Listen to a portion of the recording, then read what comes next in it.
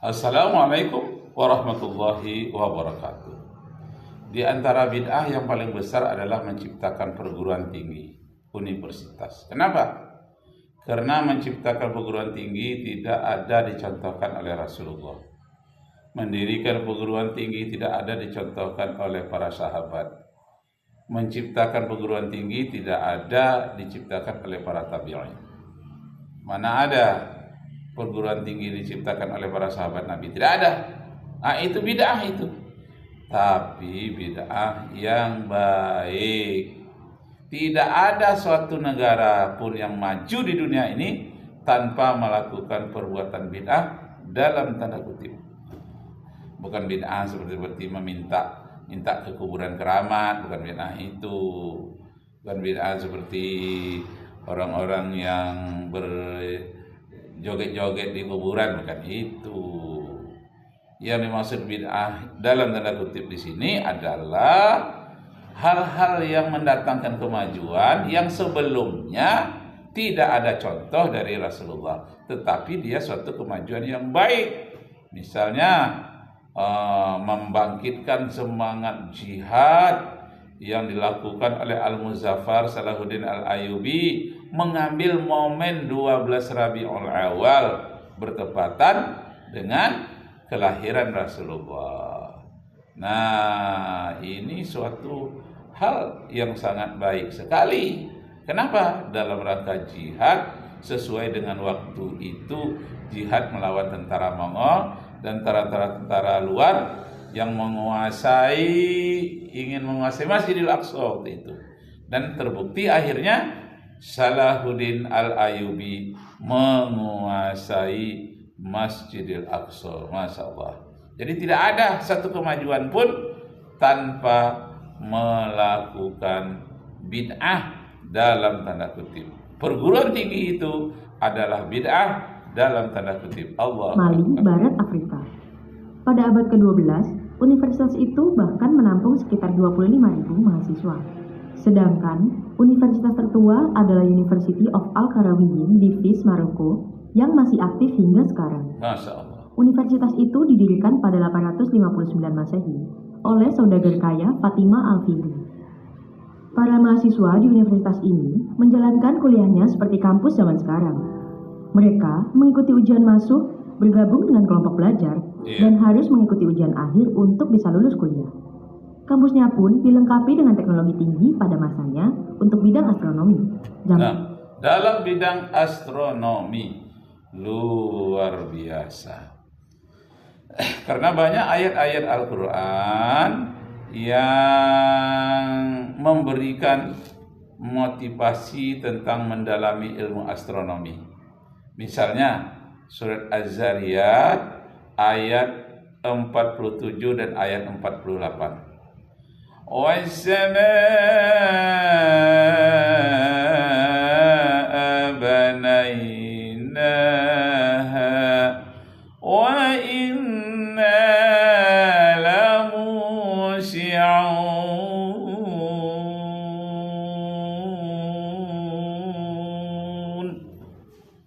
Kamilah yang menciptakan alam semesta dan kami yang meluaskannya, kata Allah Subhanahu wa taala.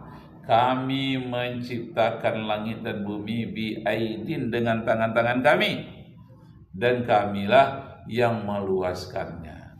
Nah, meluaskan itu dalam ilmu astronomi itu namanya expanding universe. Expanding universe, tulisannya expanding universe. Expanding universe. Alam ini mekar, senantiasa mengembang. Kamilah yang mengembangkannya, kata Allah. Nah, itu dasar ilmu astronomi yang disebutkan oleh Al-Quranul Karim, surat Az-Zariyat ayat 47 dan ayat 48. Dan kemudian kalau di dalam surat Yasin surat 36 ayat 36. Kullu fi falak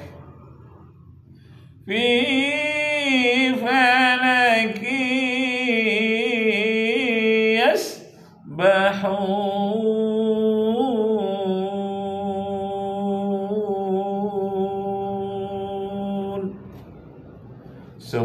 benda-benda di ruang angkasa itu beredar menurut garis edar yang disebut dengan falak, beredar menurut falak, garis edar yang sudah ditetapkan oleh Allah Subhanahu wa taala. Kullu fi falaki yasbahun. Nah, ilmu-ilmu yang khusus membahas tentang ilmu falak itu, ilmunya itu dasarnya dari Al-Quran dan Sunnah, tapi ADM-nya, administrasinya dalam bentuk satu ilmu tersendiri, itu adalah bid'ah. Diadministrasikan sendiri dengan tokoh-tokohnya sendiri, buku-bukunya yang khusus, itu bid'ah. Tidak ada dicontohkan oleh Rasulullah, tapi tak pernah pula dilarang oleh Rasulullah. Makanya saya sebut dengan bid'ah dalam tanda kutip. Tanda kutip. Bid'ah dalam tanda kutip.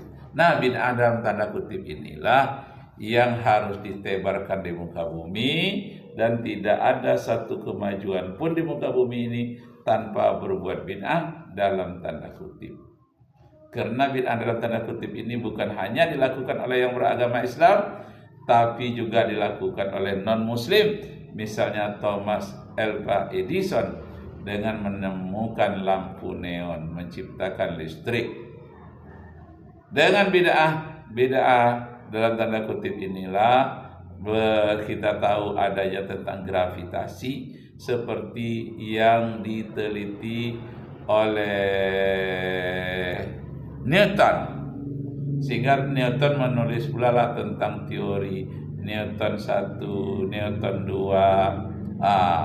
Bagaimana gravitasi itu bisa dihitung dan bisa diperhitungkan, dimanfaatkan. Nah, kemudian hukum-hukum tentang kapal di laut, bagaimana dia tidak tenggelam, tentang besi. Kita juga kalau menyelam ke laut akan timbul. Kenapa? Itu dipelajari orang khusus, umpamanya hukum Boyle, teori Archimedes. Walaupun Archimedes itu lahirnya 500 tahun atau ratusan tahun sebelum Masehi. Jadi banyak ilmu-ilmu yang akan muncul, ilmu-ilmu baru, itu tidak ada satu bangsa pun dapat maju tanpa berbuat bid'ah dalam tanda kutip. Karena itu marilah kita banyak-banyak berbuat bid'ah. Nah, lagi firman Allah dalam Al-Quran surat Ali Imran ayat yang ke-191. Sebelum saya bacakan ayat ini, kita dengarkan dahulu komentar dari ilmuwan yang membaca kitab-kitab sejarah peradaban Islam. Disertasi saya di S3 judulnya Ilmu Pengetahuan Bumi dan Antariksa di dalam Sejarah Peradaban Islam. Allahu Akbar. Matahari, jam pasir, dan jam air. Semua itu bisa digunakan mahasiswa untuk menghitung waktu di laboratorium ruang waktu yang diawasi oleh al-muwakil atau pengawas waktu. Universitas tertua berikutnya yang masih aktif adalah Al-Azhar University di Kairo, Mesir, yang berdiri sejak 970 Masehi. Universitas ini disambangi oleh mahasiswa muslim dari seluruh dunia hingga hari ini, termasuk dari Indonesia yang melahirkan beberapa tokoh intelektual muslim seperti Mustafa Bisri atau biasa disapa Gusmus. Tidak hanya diisi oleh kalangan muslim saja, pada masa kejayaan peradaban Islam, siswa-siswa dari Eropa berkelana dari kota-kota muslim untuk kuliah, belajar bahasa Arab, dan turut serta menyebarkan ilmu, gagasan, dan gaya khas Islam.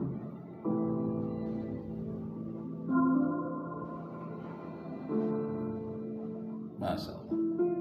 Nah, Bapak Ibu, saudara-saudara sekalian, betapa pentingnya kita membuka wawasan kita. Jangan mentang-mentang dilarang berbuat bid'ah, itu dolalah sesat. Terpakulah otak kita tanpa ada kreasi sedikit pun, baik dalam bidang keagamaan maupun dalam bidang duniawi.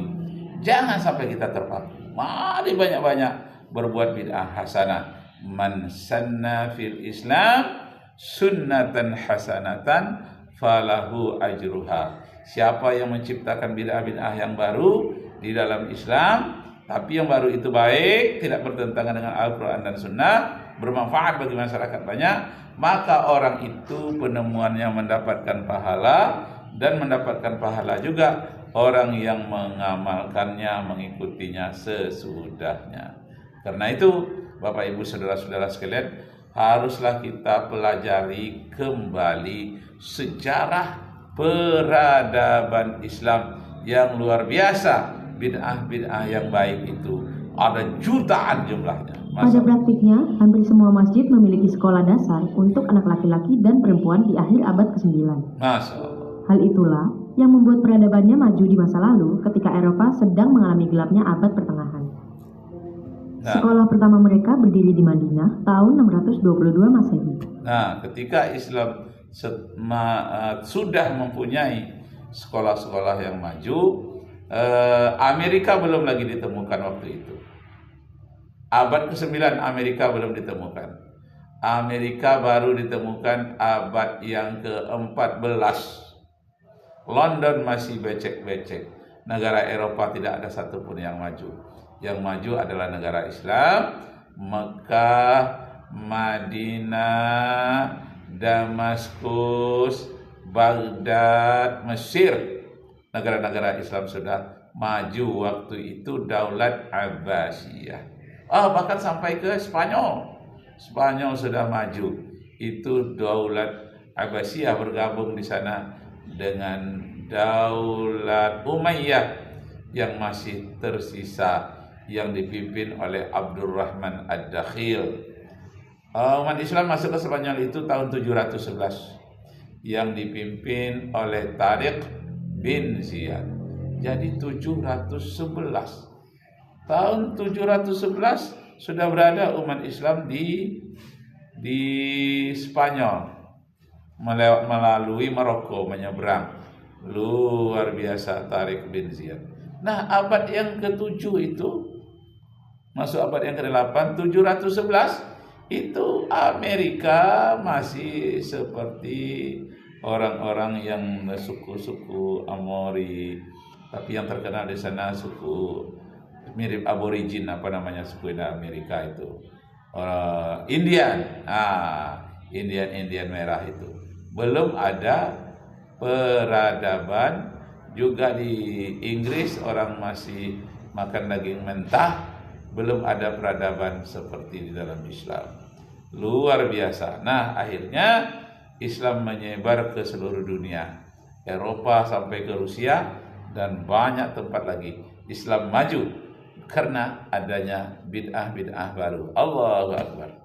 Saat itu, umat muslim di abad pertengahan adalah orang-orang yang haus akan ilmu dan selalu ingin mempelajari sesuatu. Masya Allah. Cara pembelajarannya berbeda dengan masa modern. Para guru yang disebut ahlul ilmun, yang berarti ahli ilmu, berpindah dari satu tempat ke tempat lain untuk menyebarkan ilmu ke umat Islam yang ada di berbagai kota. Biasanya, para guru ini dipanggil oleh penduduk kota yang kaya untuk mengajar anak mereka di rumah. Sementara, anak-anak baru mulai bersekolah pada usia 6 tahun seperti yang dipraktikkan hari ini. Keahlian awal yang diajarkan adalah ilmu agama seperti... Nah, itu dia. Sesuai dengan hadis yang diriwayatkan oleh Abu Daud, menyatakan muru auladakum bisolah bisab'in. Ajar anakmu, didik anakmu, suruh dia sholat ketika umur 7 tahun. Sudah mulai dia dididik bagaimana berwudu, bagaimana sholat.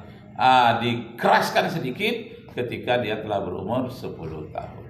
Nah, demikianlah Bapak Ibu Saudara-saudara sekalian, mari kita ciptakan sesuatu yang baru yang didorong oleh Al-Quran dan Sunnah. Jangan yang bertentangan dengan Al-Quran dan Sunnah. Allahu Akbar. Arju minkum afwan in wajadtum fiha khata'at.